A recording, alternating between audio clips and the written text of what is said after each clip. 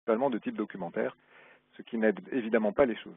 Donc l'objectif d'Arcadia est clairement de fournir une autre façon de collaborer, d'interopérer et de consolider ensemble la définition produit.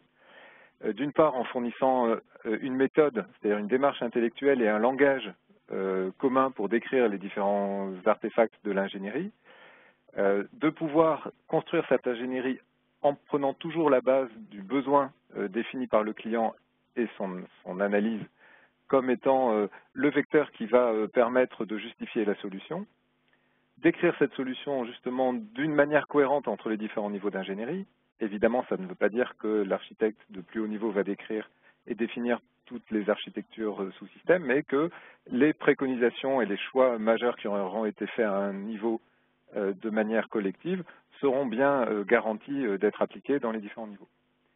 De la même manière, un des objectifs est de permettre aux ingénieries de spécialité à la fois de pouvoir imposer leurs contraintes aux architectes et vérifier que ces contraintes sont convenablement prises en compte dans la solution, et faire en sorte également que les ingénieries chargées des vérifications, validations et intégrations puissent utiliser ces éléments pour vérifier complètement leurs produits par rapport, d'une part, aux besoins auxquels il est supposé répondre et d'autre part, à la solution qui a été construite pour le produire. Voilà, ça c'est l'ambition d'Arcadia. Vous voyez que c'est une ambition très orientée sur la collaboration et pas seulement sur la représentation ou la capture du résultat d'un design, par exemple. Alors, juste pour illustrer quelques particularités très rapides d'Arcadia, donc vous voyez ce petit symbole qui mentionne différents plans, différentes perspectives confrontées, corrélées ou assemblées les unes aux autres. L'objectif d'Arcadia, il est bien de vérifier, pas seulement de représenter, mais de vérifier un certain nombre de propriétés de la conception réalisée, et ce, de manière collaborative entre les différents acteurs. La vérification ou la confrontation, elle peut se faire entre la solution telle qu'elle a été définie en termes d'architecture notamment, et puis le besoin qu'il soit alloué au système ou plus opérationnel. La confrontation et la réconciliation entre les contraintes d'architecture fonctionnelle, de sécurité, de sûreté, de ligne de produit, de coûts et tout le reste. La confrontation entre et la cohérence entre les ingénieries de niveau système, sous-système, etc. jusqu'aux ingénieries de réalisation. La prise en compte de la dimension IVVQ, notamment à travers la définition de la stratégie, l'aide à l'optimisation et à la conduite de la mise en place des configurations d'intégration, et bien sûr un certain nombre d'autres sujets que nous n'aborderons pas aujourd'hui. Puisqu'on parle d'autres sujets, rapidement, je vous brosse quelques particularités d'Arcadia, encore une fois, qui ne sont pas l'objet de cette présentation, mais qui font partie de la définition d'ensemble de la méthode. Le langage, celui-là, pour le coup, nous allons en avoir un aperçu à travers le modèle que nous allons parcourir ensemble. La structure de la méthode a été conçue de manière à être compatible des grands standards et grandes normes d'ingénierie système, et en particulier pour la production documentaire, par exemple. La méthode met l'accent sur le support à la collaboration entre les différents intervenants de l'ingénierie, que ce soit les différentes ingénieries de spécialité dont on vient de parler, l'articulation avec les sous-systèmes, avec la production logicielle, matérielle par exemple, etc. L'importance de la capacité d'analyse d'impact multiniveau. Quand je dis multiniveau, c'est entre besoins et solutions dans les deux sens, mais aussi entre systèmes, sous-systèmes, etc. Articulation donc qui permet de garantir que les contrats imposés par les systèmes seront bien respectés par les sous-systèmes. Le support de la ligne de produit, à la fois dans l'élaboration de la stratégie de ligne de produit, la caractérisation du marché, la définition des options et également l'optimisation de l'architecture par rapport aux contraintes de la ligne de produit. Et puis donc la gestion de l'IVV et son optimisation en s'appuyant sur le modèle. Dernière planche avant de rentrer dans le vif du sujet. Donc voici une planche que vous rencontrerez souvent dans le monde d'Arcadia et de Capella. Elle représente les principales perspectives qui sont utilisées pour capturer le besoin et la solution à un niveau d'ingénierie. Donc Arcadia définit le contenu explicite de chacune de ces perspectives en commençant par l'analyse opérationnelle qui va décrire le besoin des utilisateurs du système, leur grande mission. Ensuite, une expression de besoin qui, cette fois, est allouée au système pour définir les services que ce système doit rendre vis-à-vis des attendus et des missions et des contraintes des utilisateurs opérationnels, le tout en lien avec les exigences bien sûr, pour former un triptyque qui permet de valider la qualité, la cohérence et la complétude du besoin. Ensuite, on rentre dans des perspectives, cette fois, de réalisation qui vont chercher à répondre à ce besoin en exploitant les liens de traçabilité, notamment dont on vient de parler.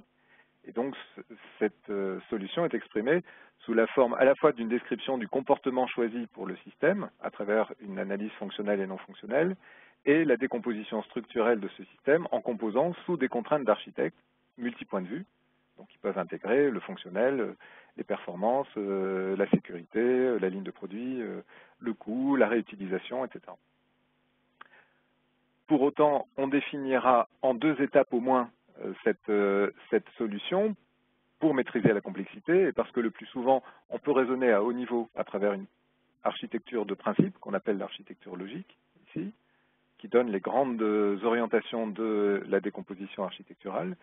Et bien évidemment, cette architecture n'est pas suffisante. Il faut ensuite réussir à la finaliser jusqu'au niveau de détail requis, à la fois pour l'intégration, vérification, validation, et également pour la sous-traitance, et donc la spécification aux sous-systémiers ou aux ingénieries de réalisation. Et ça, c'est le rôle de l'architecture physique et l'architecture terminale à ce niveau d'ingénierie, dans lequel on voit qu'on a toujours cette dimension comportementale séparée de la dimension structurelle qui l'abrite, dimension structurelle qui met aussi en évidence les ressources requises à la réalisation des composants précédents. Voilà, je vous propose de partir maintenant sur le modèle lui-même.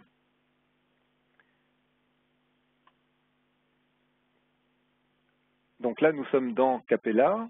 Vous reconnaissez sans doute les différentes perspectives que je viens très rapidement de vous introduire.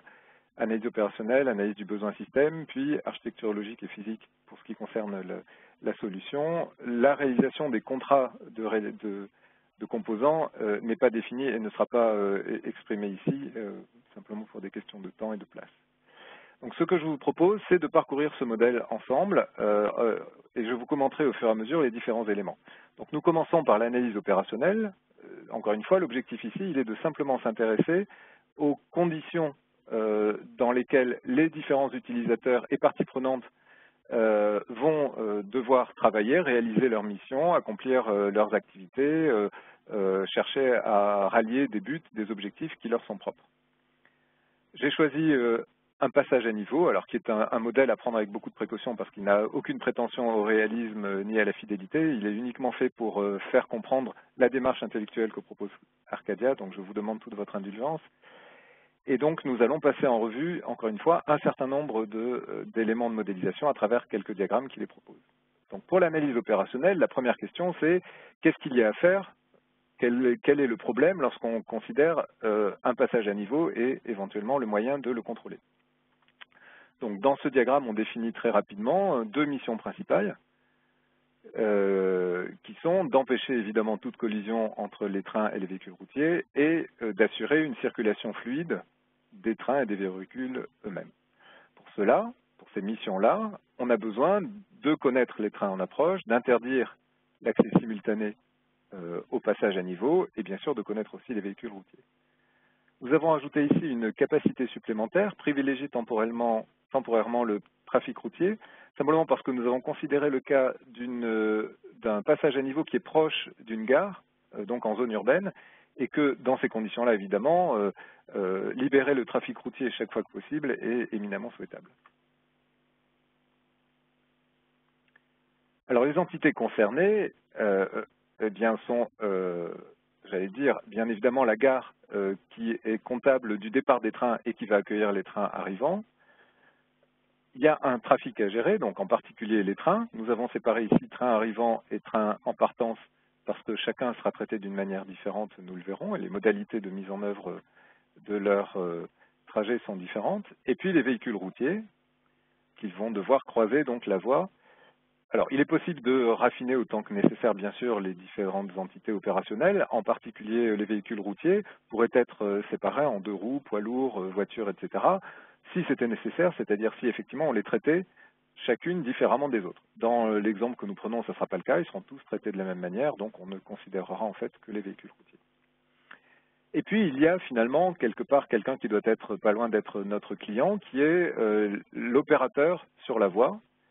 Et donc, alors que là, en l'occurrence, nous avons séparé entre une autorité qui est effectivement chargée de la régulation du trafic au quotidien, et puis une équipe de maintenance voirie, dont on pourrait détailler les activités de maintenance, les contraintes surtout sur la disponibilité des moyens de régulation, etc.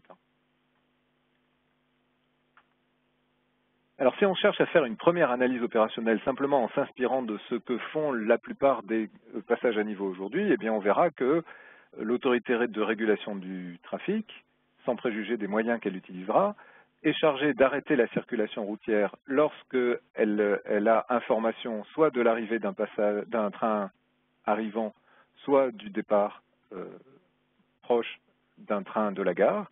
Et donc, dans ces cas-là, elle va simplement arrêter la circulation routière, les véhicules routiers s'arrêtant et repartant au moment où l'autorité en aura donné l'autorisation. Vous voyez que c'est une représentation très simple, mais on se doute bien aussi qu'elle est un peu simpliste, et notamment en termes de sécurité, on a laissé beaucoup de choses dans le flou. Alors voyons un petit peu le genre de situation redoutée qui peut se produire dans notre cas de figure. Voilà, ici on a représenté sous la forme d'un diagramme dit de scénario ou de séquence, donc les différents véhicules, donc train en partance, train arrivant en gare, véhicules routiers et l'autorité de régulation du trafic, et on a mis en évidence un certain nombre de situations de simultanéité redoutées. Donc, par exemple, un véhicule routier ne doit pas pouvoir franchir le passage en même temps qu'un train en partance, ni qu'un train arrivant en gare. Il ne doit pas être possible non plus, ce qui n'est pas forcément un cas envisagé dès le départ, qu'un véhicule routier s'arrête sur le passage au moment où, évidemment, l'un ou l'autre est susceptible de passer dessus. Et d'autre part, on veut aussi interdire qu'un véhicule puisse franchir le passage ou s'arrête sur ce passage lorsque l'autorité de régulation a arrêté la circulation routière. Ce qui veut donc dire qu'il faudra trouver le moyen d'empêcher physiquement un véhicule routier de s'engager sur le passage à partir du moment où la circulation routière a été mise en œuvre. Du coup, si on revisite l'analyse opérationnelle que nous avons vue précédemment, évidemment, elle se complexifie un peu. On voit ici qu'on a toujours les mêmes acteurs, bien sûr, avec bon nombre d'activités qui sont conservées, mais on a déjà commencé à enrichir les attendus, les tâches que doit réaliser chacun, en particulier l'autorité de régulation du trafic. Elle est maintenant en charge d'analyser les risques possibles de collision, et notamment les situations redoutées que nous venons d'aborder. À partir de ces analyses, elle va donc, de la même manière, arrêter la circulation routière, par exemple, mais également le train arrivant ou le train au départ, de manière à pouvoir gérer en particulier le risque, la situation redoutée que nous avons vue, dans laquelle un véhicule s'est arrêté au milieu de la voie. Vous remarquez au passage que pour l'instant, on n'a pas du tout parlé du système, et que pour autant, les informations et les réflexions que nous faisons aujourd'hui sont absolument essentielles pour la bonne conception et la sécurité de son utilisation. De la même manière, on décide que l'autorité de régulation du trafic aura à charge de vérifier les conditions du trafic, c'est-à-dire non seulement d'avoir conscience des véhicules qui s'approchent du passage, mais également des trains qui partent ou qui arrivent en gare. Donc vous voyez qu'on a déjà fixé de manière beaucoup plus précise et avec d'une certaine manière un certain nombre de choix d'orientation, les différents rôles et les attendus précis de notre utilisateur principal qui sera l'autorité de régulation du trafic. Je redis que, comme vous le voyez, le système n'est pas encore mentionné, il est bien trop tôt pour le faire. Alors, évidemment, la représentation que je viens de vous montrer est un peu statique. On voit mal, on ne voit pas bien les relations de dépendance ou de réalisation qui peuvent se passer. Donc, on peut représenter ce qu'on appelle des processus opérationnels, en l'occurrence, qui, par-dessus ce que nous appelons le data flow, c'est-à-dire l'ensemble des activités allouées aux différentes entités et les interactions qui les relient, eh bien, on va placer ce qu'on appelle des processus opérationnels, donc, qui permettent de décrire les dépendances entre différentes activités pour concourir à un but, par exemple le passage d'un véhicule libre ou un départ de train prioritaire, qui donc part par exemple ici, d'une procédure de départ, et donc va engager l'ensemble des activités qui sont surlignées en rouge ici, et les interactions associées. Pour avoir une vision un peu plus dynamique, un peu plus temporelle, plus précise aussi du point de vue temporel, nous allons utiliser ce que nous appelons des scénarios, en gros des diagrammes de séquence, un tout petit peu plus, puisqu'on voit mentionner des activités opérationnelles sur les lignes de vie. Donc vous voyez qu'ici, l'axe des temps est vertical, et puis on voit que l'autorité de régulation du trafic, lorsque un train en partance se prépare à partir, va, nous le verrons, rentrer dans un mode particulier qui est le mode de départ de train, analyser les risques de collision, retarder le départ de train jusqu'à ce que, donc en lui interdisant explicitement de démarrer, jusqu'à ce qu'un véhicule ait fini de dégager le passage, et ensuite on rentre dans un départ de train nominal, donc qui est un scénario, lui, un petit peu plus complet, mais qui présuppose que le passage est libre.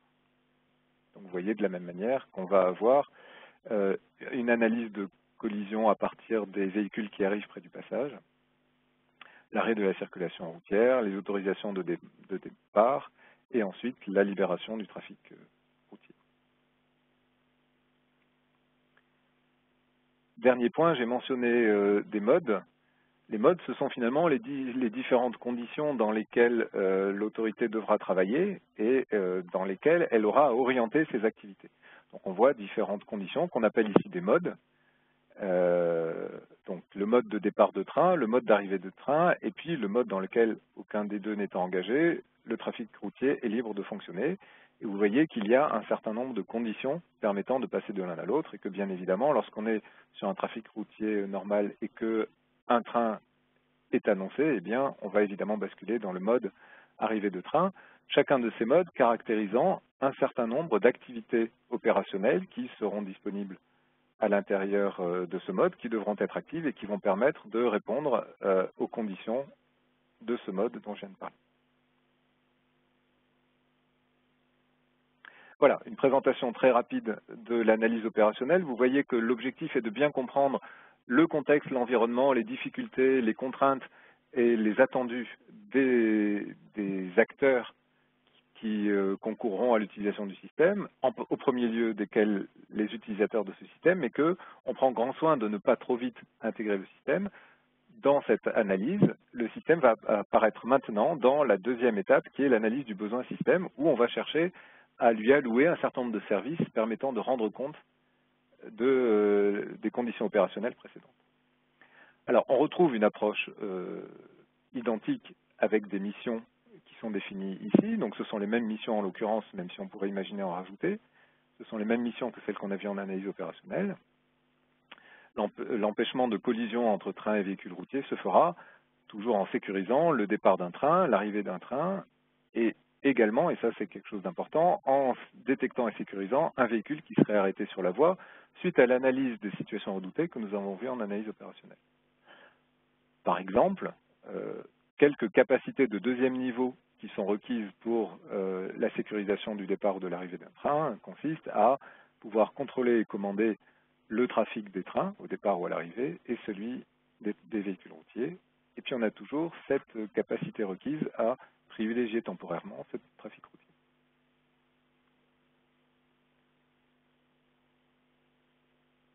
Alors, revenons un petit peu à l'ensemble le fonctionnement d'un départ de train, par exemple, et l'ensemble des services qu'on attendra du système. On retrouve donc nos opérateurs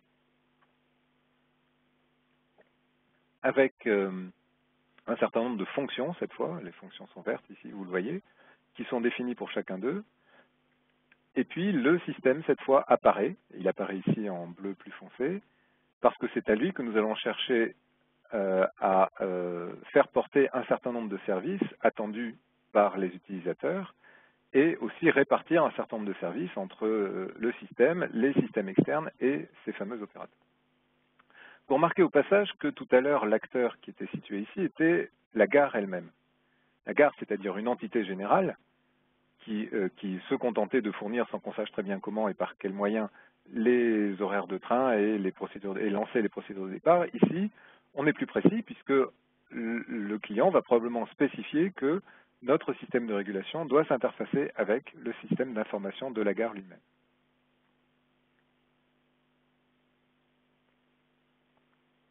On retrouve le même genre d'activité, comme vous le voyez, mais par contre, on voit que ce ne sera donc pas aux opérateurs de régulation de superviser eux-mêmes la procédure de départ ou d'arrivée, mais que ce sera le système de régulation lui-même qui voudra le faire.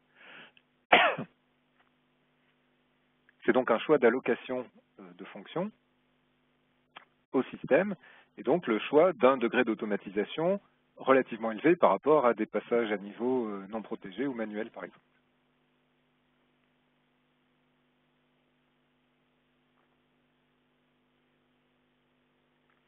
De la même manière, on va pouvoir définir ce que maintenant on appellera des chaînes fonctionnelles, qui sont des traversées du système et des exploitations de cet ensemble de fonctions et d'échanges fonctionnels entre elles.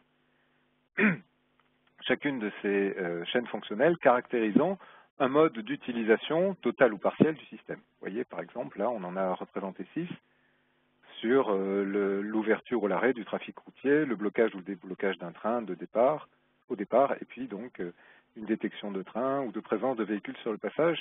Chacune d'elles traduit donc une préoccupation particulière qui sera reliée aux capacités que nous avons vues précédemment, celle-ci, et qui, encore une fois, traduit une utilisation et un attendu particulier du système dans une circonstance particulière.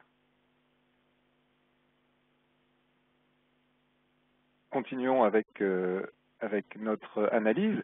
Je vous ai indiqué que le système d'information de la gare était imposé, ce qui veut donc probablement dire que l'interface de ce système nous est également imposée et arrive avec lui. Donc voyons comment il est possible de définir cette interface. Voilà une représentation donc focalisée sur cette problématique-là, avec le système de régulation ici, le système d'information de la gare ici, donc qui est un acteur externe.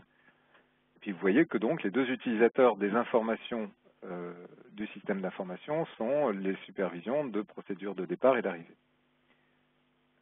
Il est important de bien savoir si les informations dont ces deux procédures doivent bénéficier sont bien disponibles dans celles que fournit le système d'information de la gare. C'est pourquoi, bien que nous soyons en expression du besoin, nous définissons explicitement une interface pour vérifier qu'effectivement son contenu est bien conforme à notre besoin, et ce d'autant plus que ce contenu nous est imposé. Donc pour pouvoir détecter éventuellement des impossibilités ou des incohérences. Donc on voit les deux échanges fonctionnels dont nous avons parlé précédemment, donc qui traduisent que la procédure de départ, pour pouvoir être supervisée, a besoin de recevoir l'information d'un train en partance et également l'état des trains et leurs horaires, alors que la procédure d'arrivée, elle, a besoin de recevoir les horaires et l'état des trains, ces deux informations étant susceptibles de venir de ces deux fonctions-là. Donc, voilà tout ce qu'on a écrit pour l'instant sur le besoin fonctionnel. Si maintenant on veut préciser les choses, eh bien on va se poser la question d'abord de savoir quelle est la nature concrète, technique du moyen de communiquer entre les deux. Bien là, en l'occurrence, on voit que ce sera, dans cet exemple, un flux RSS sur HTTP, qui va donc fournir un service délivrant les horaires de train. Et pour savoir également comment cet ensemble est acheminé, on va utiliser un réseau local, en l'occurrence un réseau Wi-Fi. Bien évidemment, tous ces éléments sont reliés dans le modèle les uns aux autres. Vous voyez que par exemple ici, sur l'échange qui caractérise le moyen concret de communication, on a alloué les différents échanges fonctionnels que nous avons vus précédemment, ceci, et que de la même manière, sur le lien physique qui est ici, nous avons la nature, en l'occurrence du seul composant comportemental qui est mis en œuvre dans l'interaction. Pour aller encore un cran plus loin, il faut évidemment aller regarder les informations présentes. Alors je vais toujours partir de ma documentation, même s'il y a des moyens plus directs de le faire, avec Capella. Et donc si je regarde par exemple les informations qui vont être manipulées, je vais définir, vous voyez, c'est un modèle de classe pour ceux qui en sont habitués. Je vais définir donc un mouvement de train comme étant l'ensemble d'un identifiant qui est le numéro du train, d'un statut de ponctualité, il est prévu à l'heure où il est en retard, d'un numéro de voie, et puis d'une situation instantanée, disant qu'il est présent en gare ou qu'il est parti ou qu'il est en train d'arriver. puis chaque mouvement de train a un horaire particulier qui correspond au moment où il va arriver ou partir. On définit ensuite une liste d'horaires correspondant aux différents départs de train, une liste d'horaires correspondant aux différentes arrivées de train, et on va les utiliser dans des échanges, des messages entre le système d'information gare et notre système de contrôle, ces messages, entre guillemets, ces informations étant définies ici et groupant les différents types de données que nous avons vus précédemment. Vous voyez que de cette manière-là, on sépare bien clairement les données manipulées, les conditions de transport de ces données à un instant donné et les moyens d'acheminement de ces données à travers les différents liens que nous avons passés en revue tout à l'heure. Alors, de la même manière que précédemment, nous avons aussi toujours des conditions, des situations, des circonstances dans lesquelles le système doit réagir de manière différente. On retrouvera sans surprise les trois modes précédents en analyse opérationnelle, donc départ de train, arrivée de train et trafic routier. Cette fois, ils sont alloués au système. Et vous voyez que l'analyse, notamment de sécurité, fait apparaître la nécessité d'un arrêt d'urgence. En effet, on a vu que si un véhicule s'arrêtait sur la voie, il fallait avoir le moyen de prémunir évidemment contre un risque de collision. Donc ça nous induit un nouveau type de mode qui est rajouté et il faut aussi bien sûr définir les conditions d'entrée et de sortie du mode qui nous amènent éventuellement à revoir l'analyse fonctionnelle. Le scénario que nous avions défini tout à l'heure pour le départ de train, on peut le revoir ici. Là, c'est la version donc avec le système cette fois qui est présent parmi les différents acteurs. Et c'est le système cette fois qui interagit avec les différents acteurs concernés. On voit d'ailleurs au passage que je n'ai même pas mentionné ici l'autorité de régulation qui se contente d'un rôle de surveillance, mais n'est pas active dans la réalisation explicite de la régulation du départ, par exemple. Vous voyez évidemment que c'est aussi plus compliqué puisque les services rendus par le système ont été précisés par le client et donc sont plus détaillés que ne l'était la définition de haut niveau que nous voyons en analyse opérationnelle. On peut aussi représenter cette procédure de départ sous une forme de chaîne fonctionnelle, c'est-à-dire un peu plus orientée sur une représentation de type flow de données, voyez, mais qui évidemment n'a pas la précision temporelle que le scénario que nous venons de voir présente. C'est une autre forme alternative et c'est cette chaîne-là qu'on peut voir affichée, comme on l'a vu tout à l'heure, sur les différents, sur les chaînes fonctionnelles qui sont ici, qui sont les mêmes que le diagramme que je viens de vous présenter, qui n'est juste qu'une représentation différente des précédentes.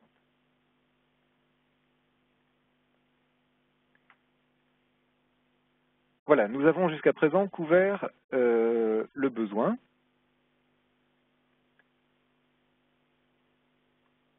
Juste un petit rappel donc, de ce que nous avons vu, l'analyse opérationnelle, dans laquelle on ne mentionnait pas encore le système, et l'analyse du besoin système qui répartit les services requis entre ce qui sera confié aux opérateurs ou au système externe et ce qui sera confié au système. Maintenant, nous allons rentrer dans la définition de la solution en commençant par une vue un peu de haut niveau, abstraite, qui est l'architecture logique, avant de se concentrer sur tout ce qu'il est nécessaire de définir pour sous-traiter et intégrer.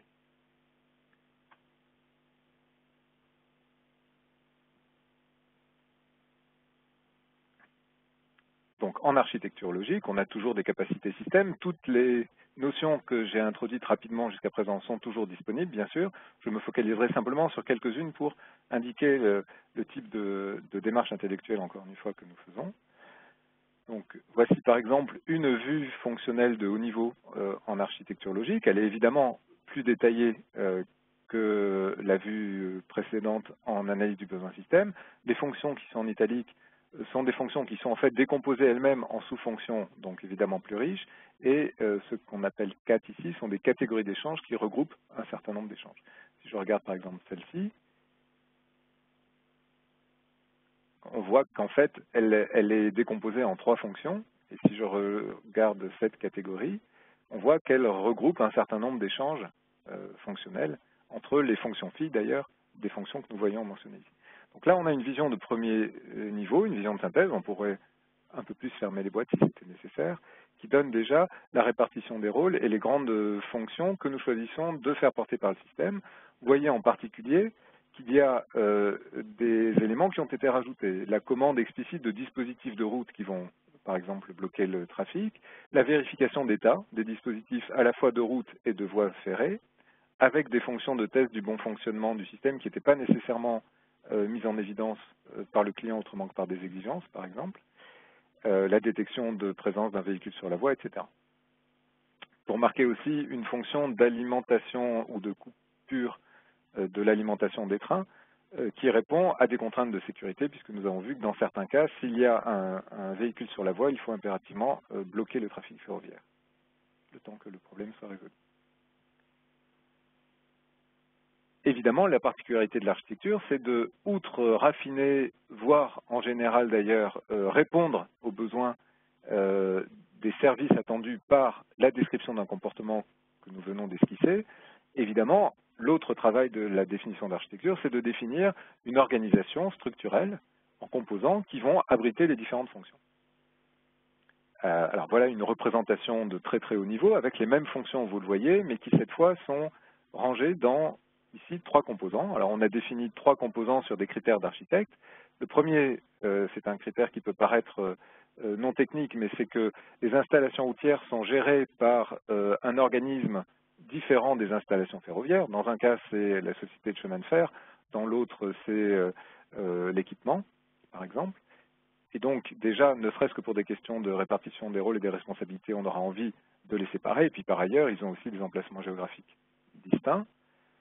Et puis, il y a un système de pilotage qui est regroupé en tant que tel et séparé des autres, à la fois parce qu'il met en œuvre la plus grande partie des procédures de départ et d'arrivée, qu'il a des contraintes de safety et qu'aussi il est principalement de nature contrôle-commande. On pourrait avoir des représentations plus détaillées. Si je regarde par exemple les différents composants, on retrouve nos 3 composants de pilotage ferroviaire et routière. J'ai choisi par exemple en tant qu'architecte de séparer le pilotage en une commande contrôle des procédures de départ et d'arrivée et un commande contrôle dédié à la sécurité, notamment pour éviter des modes de défaillance communs entre ces 2 éléments. Dans les installations ferroviaires, on a séparé signalisation et détection qui doivent fonctionner de manière différente et qui n'ont pas nécessairement les mêmes contraintes de sécurité, la détection étant potentiellement critique, la signalisation pouvant être redondée par exemple et donc être moins critique. Et puis on a également des arrêts d'urgence de train et la détection sur la voie, là encore, qui sont séparés en tant que tels. De la même manière, sur les installations routières, on a la signalisation, la détection et les moyens d'empêcher le trafic, et donc les barrières routières. On a défini à la fois des ports sur chacun de ces composants qui caractérisent finalement leur mode d'emploi. À ces ports sont associés, nous le verrons plus tard, des interfaces qui caractérisent la nature des informations, des flux de matière ou des grandeurs physiques qui sont échangées, et des liens qui caractérisent les conditions d'assemblage et de coopération entre les différents composants. Comme je l'ai dit, tous ces composants portent des fonctions qui sont celles que nous avons vues précédemment, évidemment au niveau de détail le plus fin cette fois, et on retrouve donc sur chacun des composants que je viens de voir les différentes fonctionnalités et fonctions donc qu'ils portent et donc qui contribuent au comportement que j'ai défini précédemment. Donc vous voyez que les 2 plans existent séparément, indépendamment l'un de l'autre, le plan, la vue fonctionnelle et la vue structurelle, donc vert d'un côté, bleu de l'autre.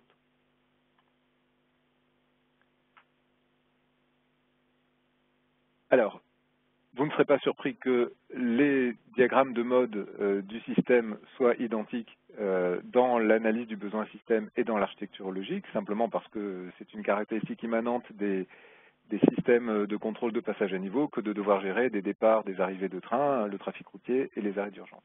Plus intéressant, les modes du contrôle-commande des 2 composants que j'ai créés, dont vous vous souvenez les rôles, l'un dédié au contrôle des procédures, l'autre dédié aux commandes contrôle de la sécurité. Donc pour ce qui concerne le départ, le composant de commande contrôle des procédures, on aura assez logiquement un mode de départ, un mode d'arrivée et un mode d'absence de trafic avec des sous-modes qui sont un départ nominal ou un départ retardé, qui sont traités de manière éventuellement différente. et puis des conditions de la même manière qui sont différentes. Ces conditions, par contre, vont être des éléments pris dans la définition du besoin fonctionnel précédent. Si on regarde maintenant les modes du commande-contrôle de la sécurité, vous voyez que là, ils sont assez différents. On a un mode nominal qui est le mode de bon fonctionnement auquel tout le monde s'attend, et deux modes non nominaux qui sont un conflit en cours, un véhicule qui s'engage sur la voie alors qu'un train a émis son désir de partir, par exemple, et puis le cas le plus critique probablement d'un véhicule arrêté sur la voie. Là, on a vu qu'il y avait un certain nombre de contraintes associées. Et bien évidemment, on a toujours le même lien de ces différents modes avec les fonctions mises en jeu dans le système précédemment.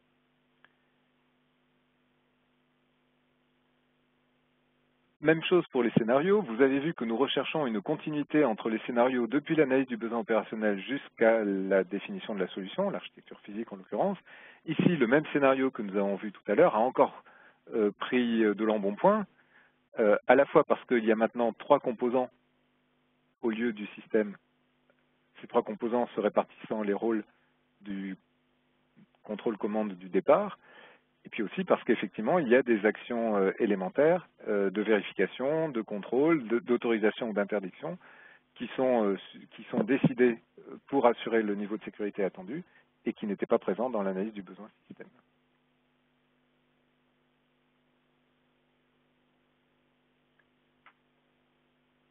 Voilà, j'ai fait très rapidement le brossage d'une description d'architecture logique. Vous le voyez, qui a toujours la superposition du plan fonctionnel et du plan structurel, avec des contraintes de construction de l'architecture, qui sont des contraintes d'architectes dépendant des technologies, des degrés de responsabilité, de la proximité fonctionnelle ou des contraintes de sécurité, par exemple. Nous allons maintenant passer à l'architecture physique. Cette architecture physique donc, doit aller, comme nous l'avons dit, jusqu'au niveau de détail qui permet de spécifier complètement les sous-systèmes qui la constitueront. Alors, nous allons commencer, en l'occurrence, par les composants comportementaux. Donc, on retrouve en gros, vous voyez, je vous ai mis ici le type de regroupement que nous avions en architecture logique. Mais vous voyez qu'on a détaillé les choses. Par exemple, dans le système de pilotage, là où nous avions 2 composants, nous en avons 4, le commande-contrôle des procédures, la séparation pour des raisons de sécurité et de mode de fonctionnement de la gestion de l'état du bon fonctionnement du système et du traitement d'incidents majeurs comme un véhicule arrêté sur la voie. Et nous avons ajouté un composant supplémentaire qui est l'interface opérateur-système. Cette interface opérateur, nous allons nous y intéresser un petit peu plus tard, mais vous avez vu qu'il n'apparaissait pas explicitement en architecture logique parce qu'il n'était pas nécessaire pour faire les premiers grands choix de structuration dont nous avons parlé. De la même manière, ici, nous avons fait apparaître 2 types de dispositifs anti-franchissement, des barrières relevables et des dispositifs, nous le verrons tout à l'heure, qui sont des dispositifs au sol et qui assurent, eux, l'impossibilité physique à un véhicule de s'engager si les barrières sont descendues. Nous retrouvons les installations routières et les installations ferroviaires, si ce n'est que vous voyez qu'il y a un peu de générosité qui commence à pointer le bout de son nez, puisqu'on a différents signaux de contrôle et de commande de voie qui, en fait, relèvent tous d'un même modèle.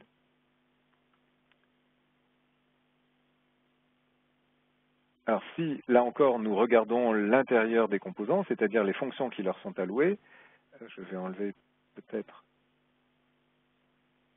les échanges comportementaux et voyez qu'on retrouve les différents composants dont nous avons parlé avec une représentation fonctionnelle évidemment plus riche et plus complète puisqu'elle définit le comportement détaillé que nous avons choisi pour le système.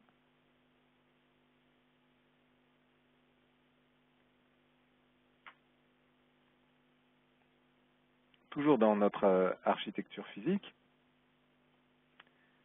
nous avons vu les composants comportementaux et leur contenu fonctionnel. Voyons un petit peu l'implémentation de ces composants. Prenons un exemple. Ici, nous voyons le système de pilotage avec les 3 composants que nous avions vus. Le poste de travail du contrôleur, qui est ici, et également une découpe des ressources physiques d'exécution des différents composants qui sont ici entre une carte calculateur standard et une carte calculateur haute disponibilité. Vous voyez qu'on a séparé les deux pour à la fois éviter un mode commun de défaillance et avoir une caractérisation de disponibilité plus importante pour toutes les fonctions critiques qui relèvent de la sécurité. Et on spécifie que l'ensemble de ces éléments est arrangé dans une armoire système de pilotage qui sera posée en bord de voie. On définit aussi ici l'ensemble des connexions, cette fois des connexions matérielles, physiques, entre les différents constituants de mon système, qui peuvent être, on l'a vu, des câbles discrets, des alimentations ou des réseaux Ethernet, par exemple, selon les cas. Donc, les composants que nous voyons ici sont bien évidemment ceux que nous avions aperçus sur la vision composants comportementaux et fonctions précédentes.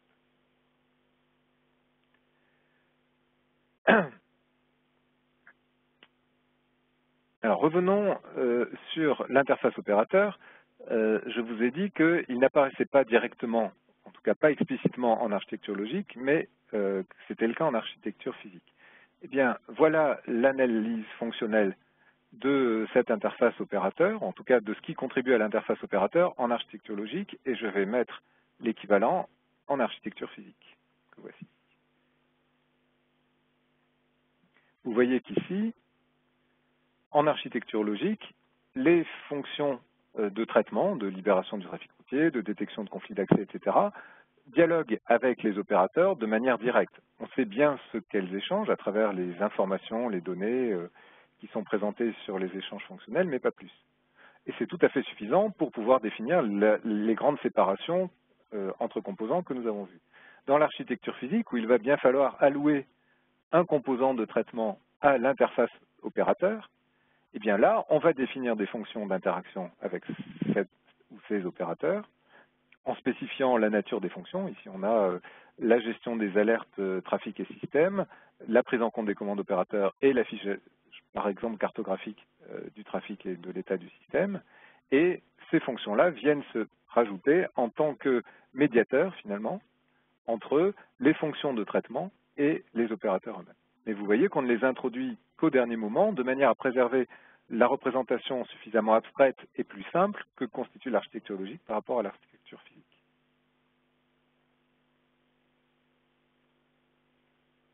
Revenons à notre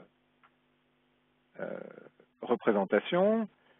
Alors, nous allons nous intéresser maintenant à l'architecture de la barrière relevable. Cette barrière relevable donc, est une barrière électromécanique, voilà, qui est représentée ici. Alors, je peux simplifier un petit peu le système, le diagramme s'il le faut. Ceci pour vous montrer qu'on peut représenter des systèmes qui, là encore, ne sont pas des systèmes à dominante logicielle, par exemple. Ici, vous avez donc une barrière qui est constituée d'une carte de contrôle, une carte électronique en l'occurrence, d'un moteur électrique qui est en charge de la génération du mouvement, d'une transmission mécanique qui va à la fois commander la barrière et détecter la position de celle-ci, et puis de la barrière elle-même. Les liens physiques traduisent la nature des couplages mécaniques entre l'ensemble de ces éléments-là, un axe moteur, un axe de rotation pour la barrière, etc., par exemple. Et les échanges comportementaux entre composants comportementaux, eux, traduisent la nature des interactions, donc un entraînement d'un côté, un angle de rotation, par exemple, qui est détecté pour la barrière, etc. Si je rajoute les fonctions, on voit que, par exemple, la génération de mouvement, le moteur électrique est en charge de transformer une tension électrique reçue du contrôle-commande en un couple mécanique, que voici, et que la commande de la barrière va effectivement jouer son rôle de transmission mécanique en réduisant la vitesse de rotation en augmentant le couple, et ce faisant, va renvoyer une information de type vitesse de rotation en fonction de la charge que la barrière lui impose. D'accord ? Et vous voyez qu'il est assez intéressant de considérer les trois niveaux d'interaction entre ces différents systèmes électromécaniques, en l'occurrence dans leur part mécanique.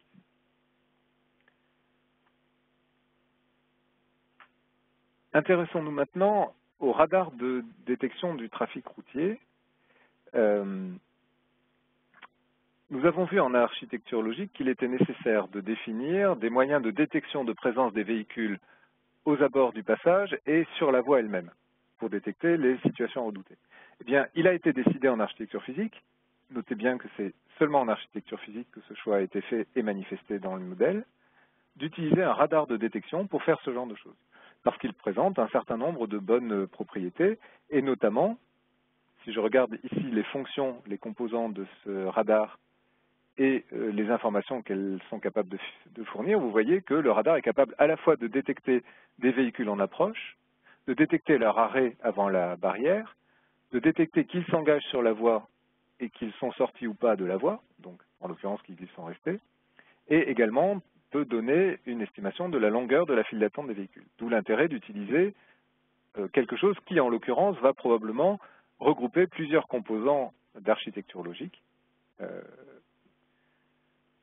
en un seul, qui sera le radar de détection. Par ailleurs, il y a d'autres aspects intéressants sur la redondance de deux radars qui permettent de surveiller de manière redondée les véhicules arrêtés sur la voie, tout en permettant de surveiller chacun un côté de la voie de part et d'autre du passage. Nous allons regarder un petit peu plus en détail la manière dont ces interactions fonctionnelles, qui sont représentées ici donc uniquement entre les fonctions, sont traduites et portées, à travers d'abord les échanges comportementaux. Vous voyez, ce sont les échanges qui cette fois relient non plus les fonctions mais les composants. Vous remarquez que les ports fonctionnels, c'est-à-dire les sources et destinations des échanges fonctionnels que nous avions vus précédemment ici, sont en fait alloués à des ports et aux échanges comportementaux, ce qui garantit la cohérence et la validité des uns et des autres. Donc, ici, par exemple, j'aurai la liste des différents échanges fonctionnels ici qui sont acheminés par ce composant comportemental-là, cet échange comportemental-là, pardon. Et puis, de la même manière que précédemment, nous allons définir des conditions d'implémentation de ce radar, en particulier pour spécifier que les communications que nous avons vues précédemment vont en fait utiliser un routeur Internet comme intermédiaire, et on va pouvoir pour autant définir que le chemin utilisé par ces différents échanges comportementaux est un échange composite finalement, un chemin composite qui traverse le routeur. On va donc allouer les échanges comportementaux à ces différents éléments. Et puis vous voyez qu'on va définir la caractéristique physique de chacun de ces moyens de connexion, que ce soit un câble discret, un câble Internet, Ethernet, etc.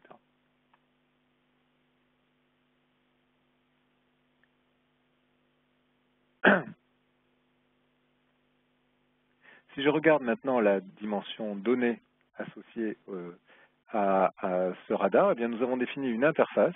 Cette interface est en fait la représentation de l'ensemble des services que le radar est susceptible de fournir ou de requérir dans son utilisation à l'intérieur du système.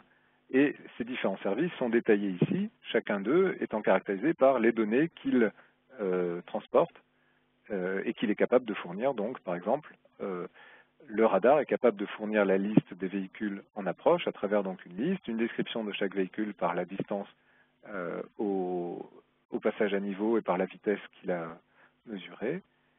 Pareil pour les véhicules arrêtés, le côté du passage auquel on s'intéresse, et puis l'heure de passage, par exemple, voire le nombre de véhicules.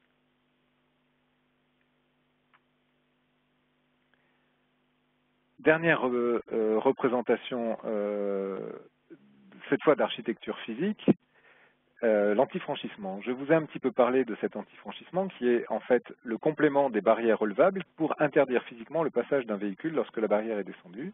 Cette fois, c'est un système hydraulique.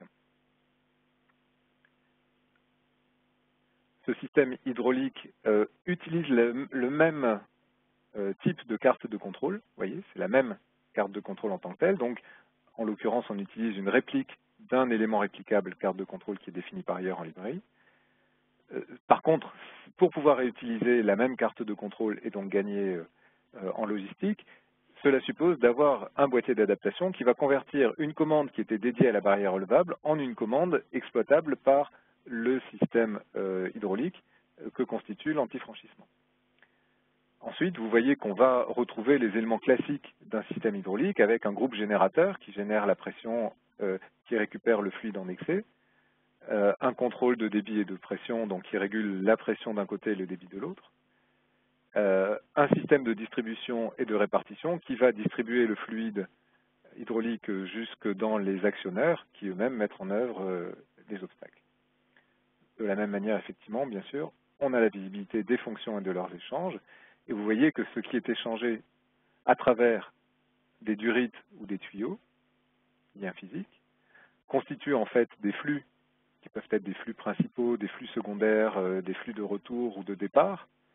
Ces flux étant eux-mêmes du fluide sous pression, dans ce cas-là, haute pression ou basse pression par exemple, et on peut caractériser la nature du fluide à l'intérieur de ces différents circuits à travers une représentation que nous avons déjà vue, dans lequel le fluide est décrit à la fois par ses caractéristiques physico-chimiques, donc le type de fluide employé, éventuellement la marque, l'indice de viscosité, les températures d'exploitation minimax, et puis les normes auxquelles il se conforme.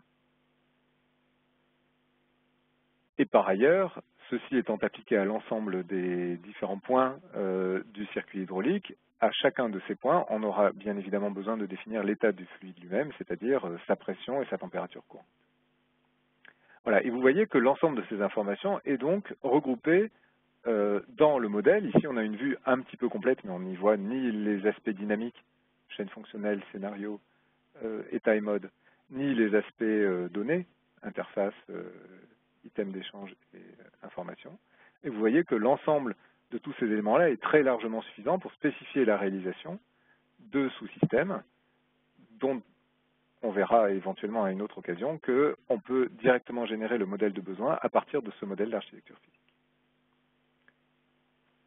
Voilà, j'espère que je n'ai pas été trop long. J'ai essayé de vous donner une vision rapide de ce contenu. Je suis maintenant à votre disposition si vous avez des questions. Ok, merci Jean-Luc pour cette présentation. Bon, il nous reste 3 minutes sur l'horaire qui était prévu. Je pense qu'on va pouvoir déborder un petit peu s'il y a des questions. Je voulais juste noter, je crois qu'on a battu notre record de participation. On a eu plus de 80 personnes au plus fort de la session. C'est quand même notable. Merci à tous. En tout cas. En tout cas, c'est très intéressant. Donc, au niveau des questions, on a 2 questions identifiées dans la section questions-réponses. Donc, si vous avez des questions, il y a encore temps de les poser. Et je les relayerai auprès de Jean-Luc pour vous. Donc, dans l'intervalle, on a Charles Castelli qui nous demande si chaque contrôle flow est typé pour faire le lien avec les missions capacités. Alors, ce ne sont pas les contrôle flow qui sont reliés aux missions et capacités, en tout cas pas directement, mais c'est effectivement le cas, c'est-à-dire qu'une mission requiert un certain nombre de capacités, chaque capacité étant caractérisée par un ensemble de scénarios, de chaînes fonctionnelles et de fonctions ou d'activités, avec évidemment les flows d'échange qui sont mis en jeu dans ces chaînes fonctionnelles, dans ces scénarios, etc. Donc c'est les capacités qui sont le lieu de représentation de ce qu'est capable de faire le système, et il les exprime à travers scénarios, chaînes fonctionnelles principalement. Okay. Frédéric Thomas qui nous demande s'il y a des possibilités de description de contraintes temporelles. Alors, il y a des possibilités de description sur les scénarios de contraintes verticales, entre guillemets, sur l'axe des temps, en spécifiant que tel échange, par exemple, doit survenir au moins ou au plus tant de secondes après tel autre, par exemple. Oui, ça, on sait le faire. Ça, on sait le faire. Mais il faut bien comprendre que, et là, on commence à basculer du domaine de la méthode ou du langage dans celui de l'outil. L'idée est de dire que vous avez là le langage de base qui vous permet d'enrichir pour chaque domaine particulier l'expressivité de ce langage de base en rajoutant les différentes contraintes dont vous pouvez avoir besoin et les différentes caractérisations des objets du modèle. Vous pouvez très bien rajouter des caractérisations sur les flows, sur les fonctions, sur les composants, des propriétés non fonctionnelles, et puis créer un certain nombre de points de vue non fonctionnels qui vont vérifier votre modèle sur la base d'un savoir-faire métier. Ok, alors je m'excuse pour ce que je vais écorcher le nom. Guy de Spiegeler, avez-vous déjà couplé Capella à un outil de simulation physique? Alors, tout dépend ce qu'on entend par physique. Ce que nous avons déjà expérimenté jusqu'à présent, c'est de la simulation comportementale, typiquement avec des modèles de type flot de données, événements discrets, file d'attente, etc. Donc ça a déjà, effectivement, ça a déjà été fait, on l'a déjà exploité. Honnêtement, c'est pas très utilisé par les unités opérationnelles, mais la possibilité existe en tant que preuve de concept. Après, simulation physique, au sens, par exemple, d'une... Alors, je ne sais pas, il faudrait pouvoir préciser la question.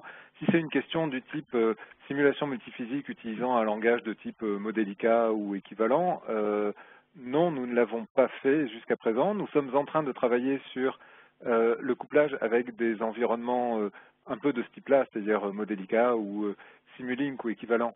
Où effectivement on aura la possibilité de pouvoir avoir une simulation globale dont une partie peut être de nature multiphysique, pas nécessairement à événements discrets ou à flot de données. Nous le couplons par ailleurs à des outils de génération physique, je pense à des outils de définition de wiring ou ce genre de choses, mais on s'écarte, je pense, de la notion de simulation. Ok, et sûrement la dernière question, parce qu'on est en train de déborder un petit peu. Raphaël Faudou, à partir d'une modification du besoin, comment peut-on déterminer l'ensemble des impacts sur le modèle? C'est une très bonne question. L'idée, c'est de... Alors, il y a plusieurs manières de faire ça. Pour aller vite, l'idée, c'est de dire on va faire évoluer le besoin. Déjà, lorsqu'on fait évoluer le besoin, tout élément du modèle ou des évolutions apportées va pouvoir, par l'utilisation de requêtes, par exemple, d'analyse, va pouvoir mettre en évidence l'ensemble des données et des éléments de modèle d'architecture qui correspondent aux données modifiées. Et donc, ça permet de faire une analyse d'impact qui, par exemple, si vous supprimez une fonction, si vous modifiez un échange ou si vous modifiez un scénario, et bien d'avoir la liste de toutes les conséquences sur les scénarios décrits en architecture physique, sur les fonctions d'architecture physique qui le supportent, et éventuellement sur les composants que vous devrez modifier compte tenu de cet impact. Donc, c'est juste l'exploitation des liens du modèle, notamment les liens de transition et de traçabilité, qui permet de faire, par analyse du modèle, l'analyse d'impact correspondant. Et elle marche dans ce sens-là, mais aussi dans l'autre. Si jamais vous avez une impossibilité physique à réaliser une fonction dans des conditions attendues ou à mettre en œuvre une interface dans les conditions attendues, vous pouvez tout à fait remonter au besoin pour voir quelle serait la conséquence d'un descopage de cette fonctionnalité-là jusqu'au niveau des conséquences opérationnelles. Eh bien, merci Jean-Luc. Donc malheureusement, on va devoir écourter, même s'il y a peut-être d'autres questions. Si vous avez besoin, ou même si vous avez des questions qui vous viennent plus tard, aucun problème à nous recontacter, et on vous répondra directement. J'ai juste deux petites choses pour finir cette session. Trois d'ailleurs. Repréciser qu'on aura sûrement une seconde édition de cette session en anglais cette fois. Vous annoncez, parce qu'il y a beaucoup de personnes qui nous demandent des détails sur la méthodo, l'utilisation d'outils, et qui, malgré tous les éléments qui sont mis à disposition via le site et le forum, veulent avoir plus de contenu. Donc la bonne nouvelle est que 2 livres doivent être publiés. Le premier qui sera centré sur la méthode Arcadia et le second plutôt sur l'outil. La date exacte, enfin les dates exactes restent à déterminer et dépendent du bon vouloir des éditeurs, mais c'est prévu pour la fin d'année. Donc on devrait avoir du contenu de qualité disponible bientôt pour favoriser l'utilisation d'Arcadia et de Capella très bientôt. Voilà, et pour conclure, eh bien, je vous invite au prochain webinaire qui devrait se tenir d'ici un mois comme les prochaines fois. On vous enverra un lien de feedback où vous pourrez donner vos retours sur cette session-là. Et comme les fois précédentes, dans ce lien-là, vous pourrez voter pour des sujets qui seront abordés pour les prochaines sessions. Donc si vous voulez voir quelque chose en particulier, ce sera l'occasion de vous exprimer via ce lien qu'on va vous envoyer. Donc encore une fois, merci à tous et puis je vous souhaite une bonne fin d'après-midi. Merci, au revoir. Au revoir.